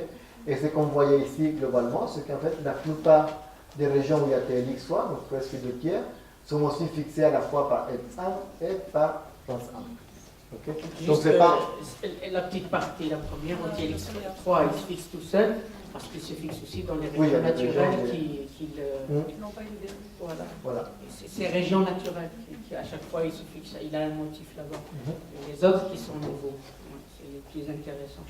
Donc, ce qui est important, c'est que ce n'était pas uniquement un cas isolé pour un dénonceur de TT alpha, mais c'était vraiment quelque chose de très global. Et donc, l'hypothèse qu'on émet maintenant, c'est que finalement, TLX3, quand tu l'exprimes de façon ectopique dans ces cellules, eh bien, il va être recruté parce qu'il va interagir physiquement avec ces deux facteurs qui normalement se fixent au niveau des énonceurs des gènes spécifiques des cellules T. Et en fait, il va surtout réprimer ces gènes-là, mais en tout cas, en fait, déréguler le processus de différenciation. ok. Et bon, je vais peut-être aller un peu plus vite sur ça parce que ça commence à finir. Voilà. Donc, en fait, tout ça c'était chez la souris.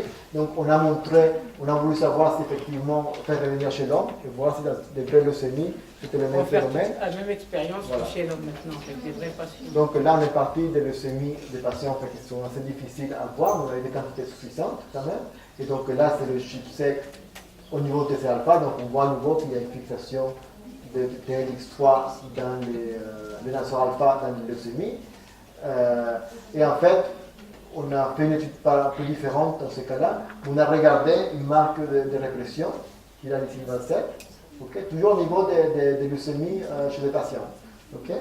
Et ce qu'on voit rapidement, c'est que dans les cas où il n'y a pas TLX, dans les leucémies TLX négatives, il n'y a pas cette marque de répression.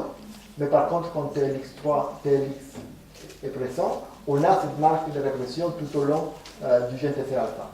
Donc c'était vraiment la preuve que quand TLX3 se fixe, en fait, il réprime vraiment du point de vue épigénétique ce gène-là.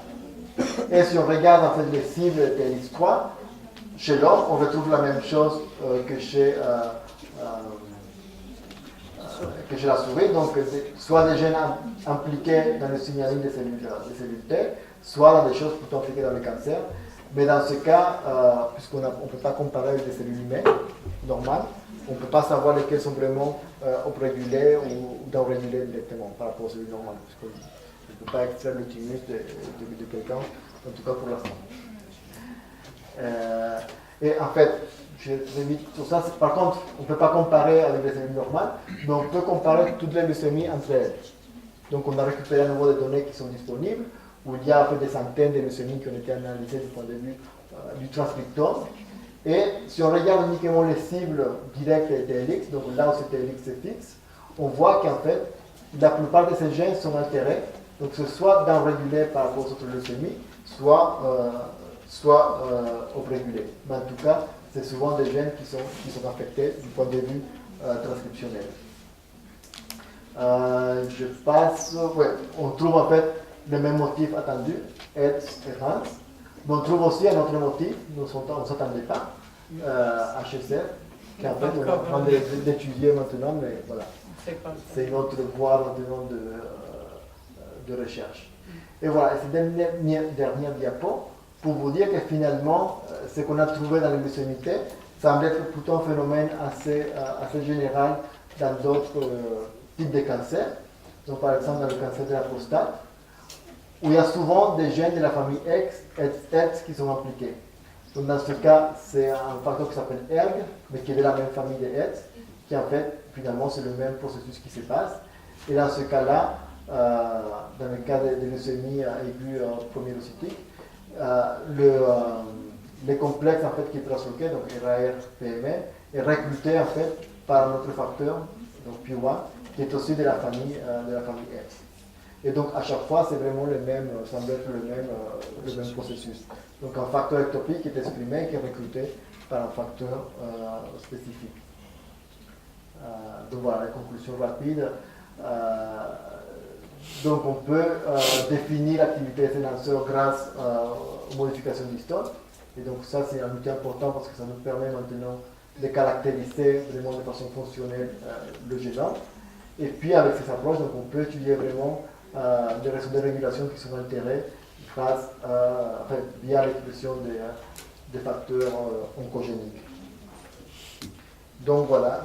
Donc, je remercie tous les gens qui ont participé directement, qui sont ici, que j'ai montré les photos au début. Le laboratoire à Paris avec lequel on collabore.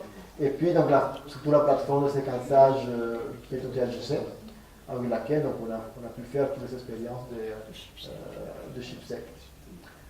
Donc voilà. Merci. Si vous avez des questions par rapport à la première et la deuxième, on va vite fait, on doit partir. Donc si vous avez des questions, c'est le temps.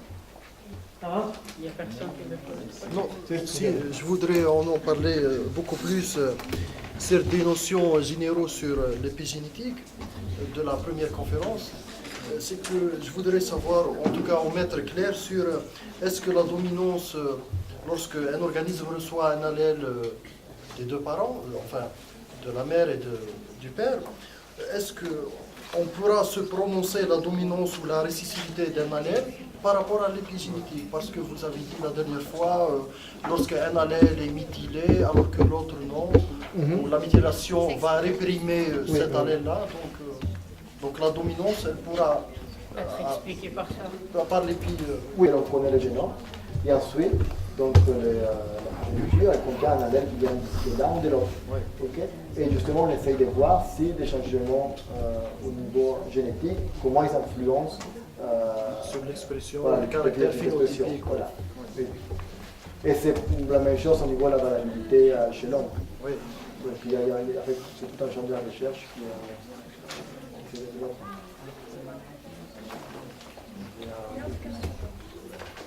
Je voudrais savoir s'il y a une méthode ou une méthode biologique qui pourrait modifier la sous-méthylation chez les gènes eucaryotes afin de les rendre plus adaptés à l'environnement.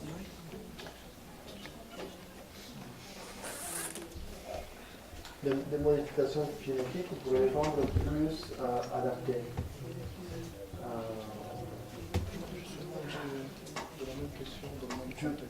Donc de l'adaptabilité génétique. Je sais je pense que ce n'est pas quelque chose qui est très connu maintenant. Je pense qu'il y a des cas chez les plantes, c'est un peu étudié. Mais je pense que c'est quelque chose, en fait, c'est des questions qui sont ouvertes et qui sont très intéressantes. Et justement, l'exemple que j'avais mentionné sur la famille sur la famine aux Pays-Bas, où en fait, jusqu'à la deuxième génération, il y avait les conséquences de la famine. Et justement, on peut voir ça comme une espèce d'adaptation. Parce qu'alors, ce qui s'est passé, c'est qu'en fait,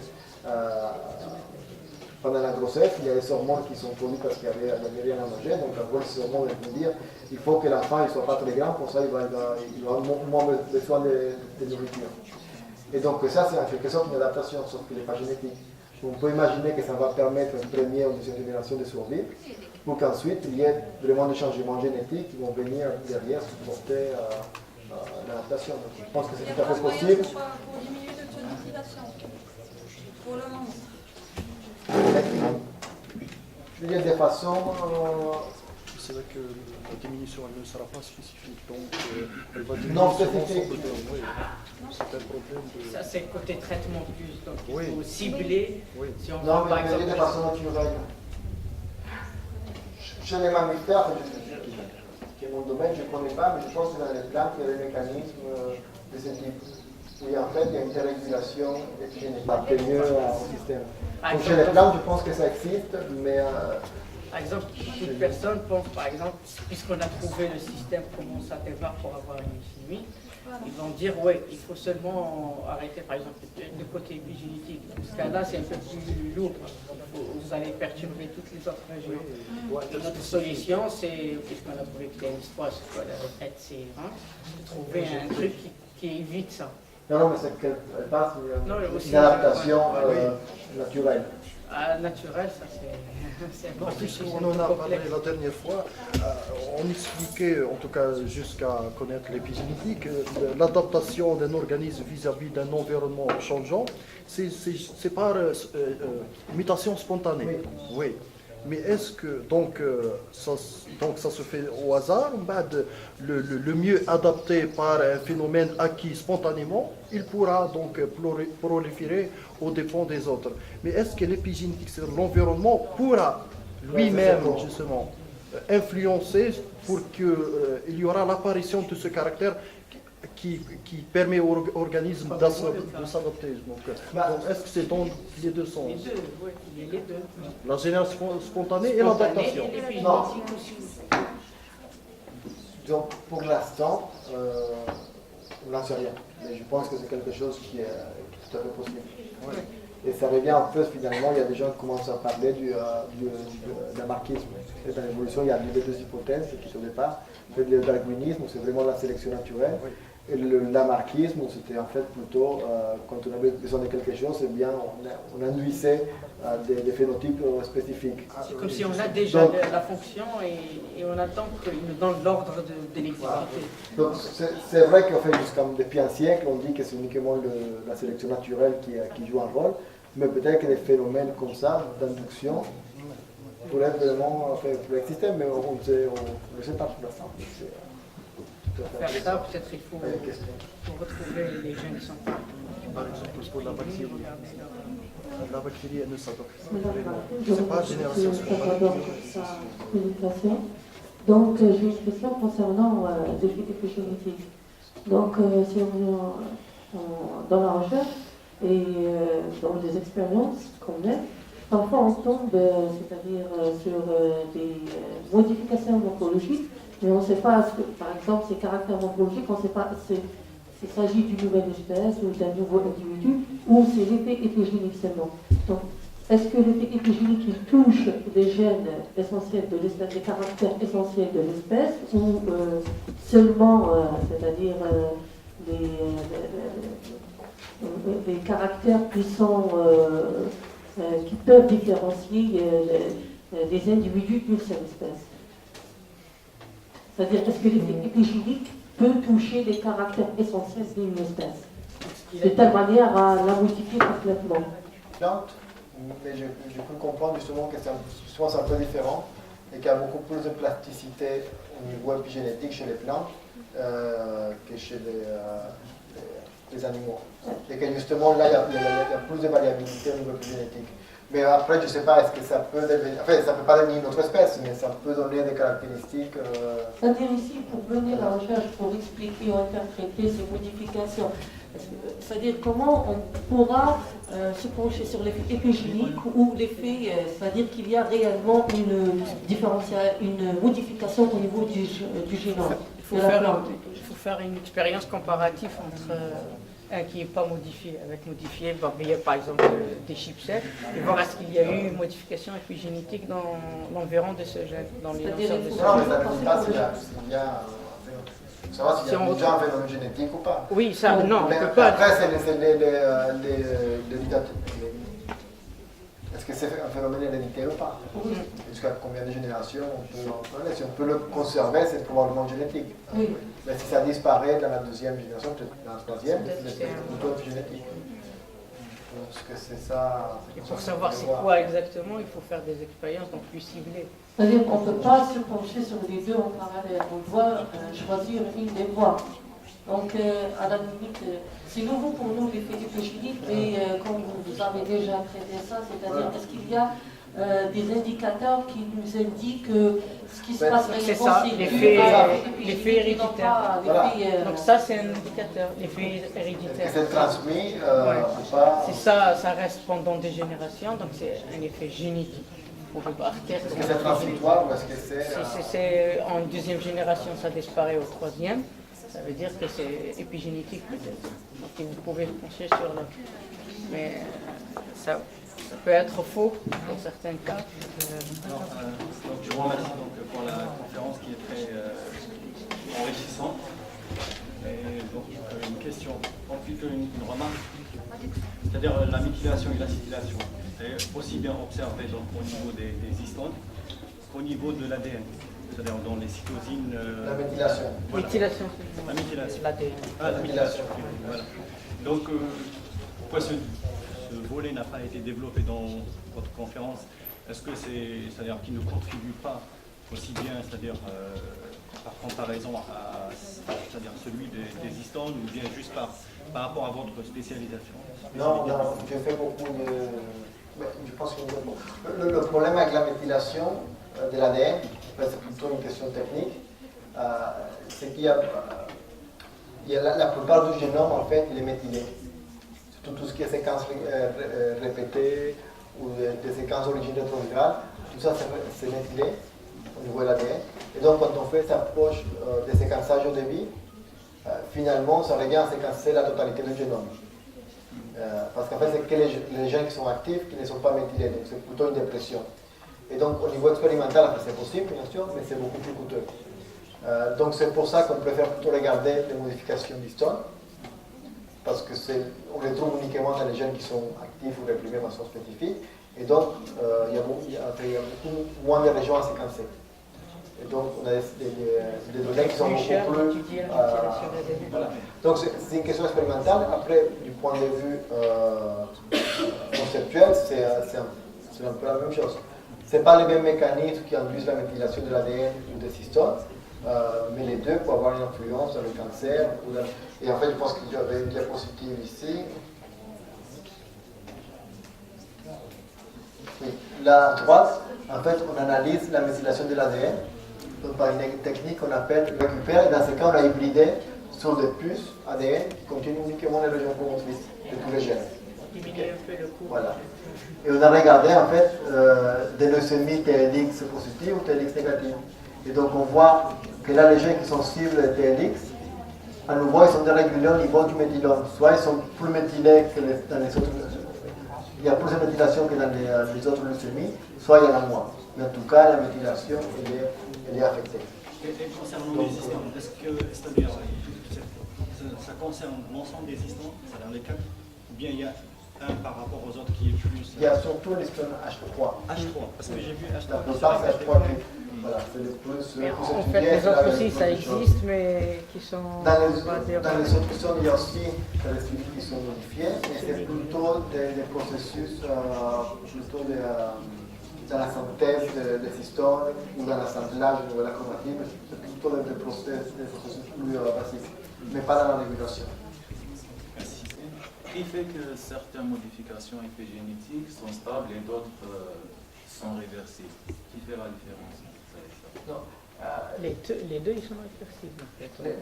Donc les modifications d'histone, elles sont toutes réversibles, en théorie, en fait. Parce qu'il y a toujours des enzymes qui peuvent enlever la modification. Okay. Par contre, ils peuvent être plus ou moins stables selon le mécanisme de répression.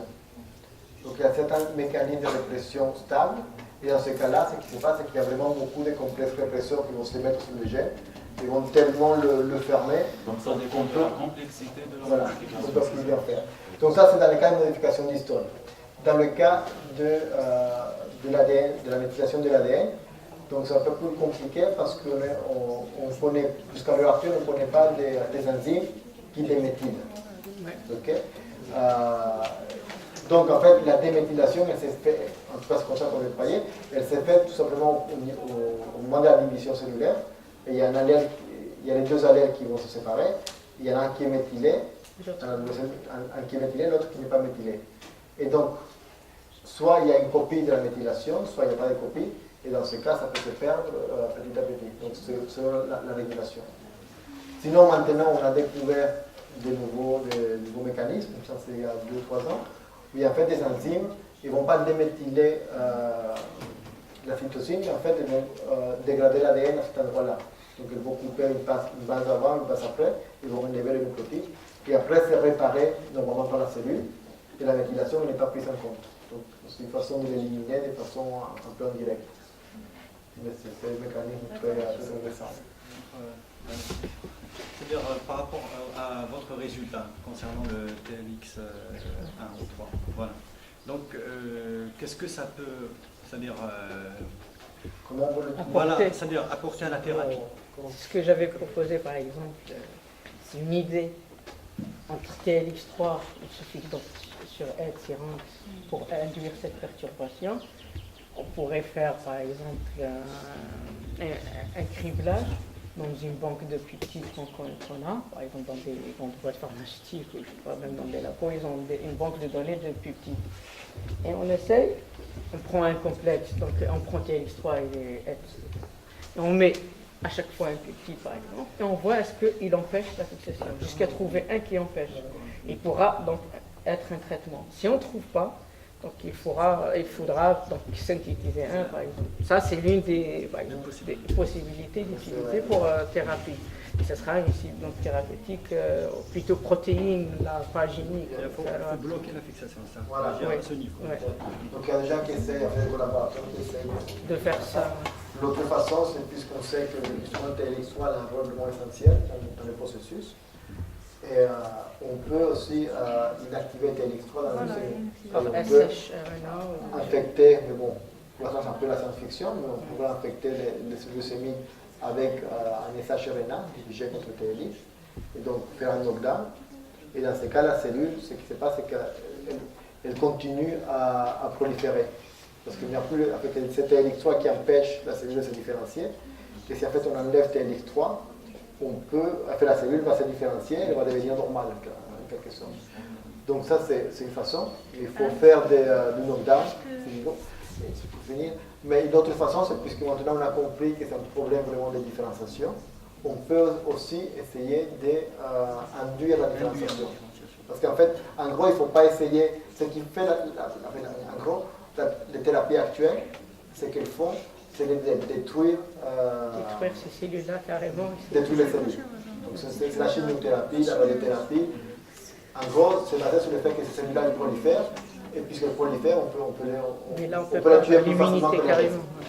Donc ça, c'est la façon actuelle. La façon, disons, post-moderne maintenant de le faire, ça va être justement de jouer avec la cellule, de lui faire croire qu'il va faire quelque chose qu'elle n'est pas, par exemple de différencier.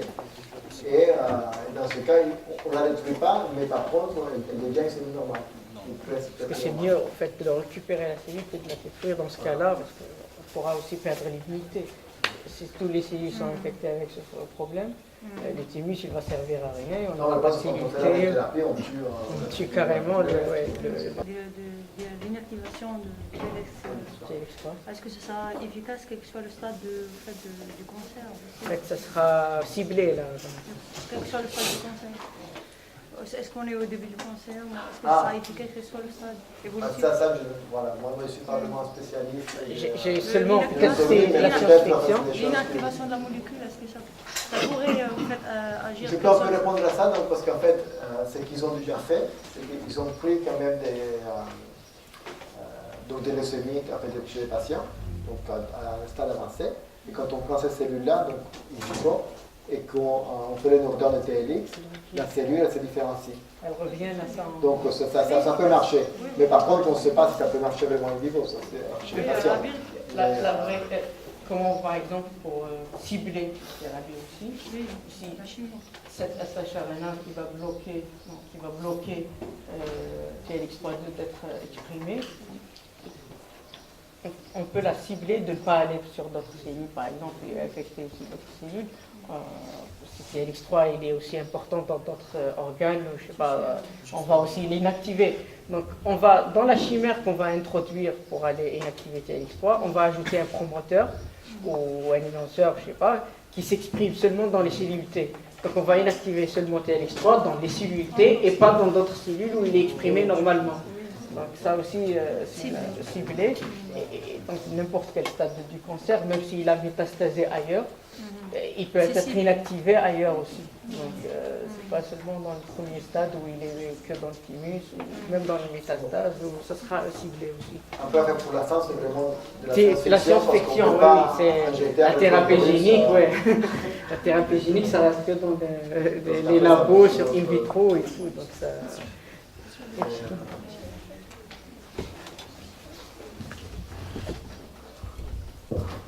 Voilà, ma question était la suivante. Je voudrais comprendre le phénomène, après le mécanisme de métastase, par exemple, un cancer du poumon. Et après la métastase, ça peut entraîner un cancer du foie, par exemple. Et quel est le mécanisme? Comment cette cellule, cette métastase peut induire un cancer? J'aimerais bien comprendre ça, des déchets moléculaires, cellulaires, etc. Et ça peut entraîner un cancer du foie, qui est un cancer secondaire, c'est-à-dire pas. Oui. Bon, encore une fois, moi je ne suis pas vraiment spécialiste du cancer. Non, c'est-à-dire au niveau du chien, qu'est-ce qui se passe? Mais C'est le cancer. ce que je peux vous dire, c'est qu'en général, donc, après il y a plusieurs étapes du cancer, bien sûr, mais ça passe par des mutations progressives. Oui. Et souvent, donc, la première phase, c'est qu'en fait, la cellule perd la capacité de contrôler la prolifération, donc elle prolifère de façon normale, mais elle a besoin des cellules nourricières, par exemple, qui se retrouvent dans l'organe. Oui. Donc la cellule ne peut pas vraiment sortir de là parce qu'elle a besoin soit des cytokines qui sont présentes là, soit de l'environnement. Okay? Donc c'est une tumeur locale. Mais ensuite, puisqu'elle prolifère, elle fait de plus en plus, elle fait de plus en plus de mutations. Et donc, elle arrive à un moment donné où elle fait des mutations au niveau des gènes, par exemple, qui sont importants pour l'adhésion, ou qui miment certaines cytokines, par exemple, certains récepteurs de cytokines. Et du coup, la cellule n'a plus besoin du signaling local, et elle peut sortir. On peut donner l'exemple de TLX3, par exemple, de ce cancer, que la cellule au début, elle est dépendante d'IL7, par exemple. Elle ne peut pas sortir. Si elle sort de thymus, elle ne retrouve pas l'IL7 ailleurs, elle meurt. Donc c'est vrai qu'elle prolifère, elle est bloquée, mais elle est toujours dépendante de l'IL7. Dès qu'elle... Parce qu'elle se différencie, elle se divise beaucoup, donc on aura plus d'erreurs dans les mutations, il y aura plus de mutations, qui active plus qu'il faut, il y aura plus de mutations, d'erreurs de division et tout. Donc il y aura une chance un jour où il y a une erreur qui va lui donner cette capacité de vivre sans l'IL7. Et là, dans ce cas-là, elle peut ressortir, elle sera indépendante d'IL7, Et là, c'est là où on parle voyager, voilà, c'est ça la métastase, elle va avancer, aller ailleurs et se nicher même n'importe où et se diviser aussi. Et donc, justement, pour revenir pour justement notre modèle, c'est intéressant parce qu'en fait, donc, ces cellules-là qui ont TLX3, on les cultive sur des cellules nourricières qui s'appellent P9. Et on a besoin de cytokines, notamment de l'IL-7. Okay? Dès qu'on enlève ces cytokines ou qu'on enlève les cellules nourricières, ces cellules-là, elles meurent. Donc en fait, ce n'est pas encore vraiment des cellules cancéreuses, on les appelle les cellules pré-leucémiques, parce qu'elles ont la capacité de proliférer, mais elles n'ont pas encore la capacité justement de sortir, elles deviennent dépendantes. En fait. Et après, Et ce qu'on fait, c'est qu'on prend ces cellules-là, on les injecte chez une souris, qui est souvent immunodéficiente, okay, pour que ça aille un peu plus vite. Et quand on injecte ces cellules, en fait, pendant un certain temps, il n'y a rien qui se passe. Elles vont dans le thymus, elles colonisent un peu le thymus, elles peuvent le faire de 12 secondes, mais ça ne fait pas de leucémie. Et il faut attendre jusqu'à 6 mois, en général, pour avoir vraiment un cancer qui se développe. Et là, au bout de 6 mois, on voit qu'il y a vraiment la moelle qui est colonisée par les cellules, les cellules, la rate, tous les organes qui sont colonisés. On a même des souris. Et donc, c'est un processus vraiment qui a besoin de temps. Et ce temps-là, c'est là, durant ce temps-là, qu'il y aura, on appelle ça les mutations secondaires après qui viennent. Il y a le master oncogène, donc c'est celui qui induit cette plus grande perturbation. Voilà. Et après, on a les mutations secondaires qui viennent arriver pour affiner pour finir carrément le processus d'oncogénèse.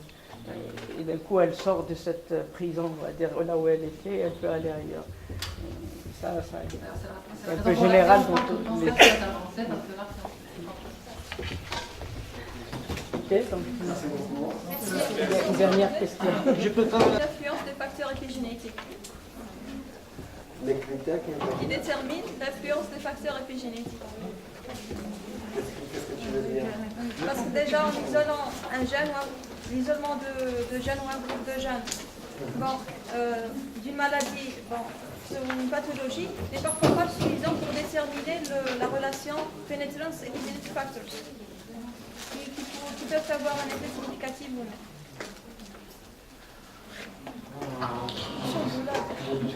Je comprends pas bien la question. Quelle est la pénétrance? Est-ce qu'il y a un phénomène de pénétrance? Je sais pas la traduction en français. Oui, dans le phénomène de la maladie, en fait. Est-ce qu'un facteur épigénétique il est vraiment puissant? En fait, je veux dire autrement, c'est que souvent, en fait, l'épigénétique, justement, il contribue à la pénétrance d'une mutation de l'os. C'est-à-dire qu'il y a une mutation sur un allèle, de façon ou l'autre, la pénétrance elle va être faible, parce qu'il y a toujours un allèle qui est exprimé. Par contre, si le deuxième allèle il est inactivé par un phénomène épigénétique, eh bien la pénétrance va être beaucoup plus forte, parce que dans ce cas, c'est les deux allèles qui sont affectés. Donc,